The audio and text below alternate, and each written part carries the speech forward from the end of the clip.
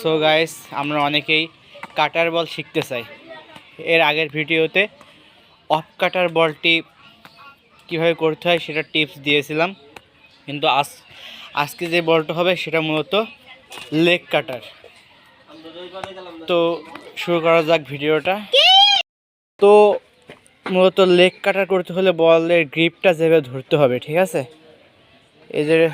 এই যে টোটাল বলটা, ঠিক আছে? এই বলটা আপনারা মূলত এই অ্যাঙ্গেল ধরতে হবে। যদি আপনারা অফ কাটার করতে চান, বল ধরতে হবে এইভাবে, বলটা এইভাবে ছাড়বেন। আর যদি লেগ কাটার করতে চান তাহলে বলটা ধরবেন এইভাবে, বলটা ছাড়তে হবে এইভাবে, বলটা এইভাবে ছাড়তে হবে। এই যে গ্রিপ, ঠিক স্পিন আকারে গ্রিপটা ধরবেন, ধরে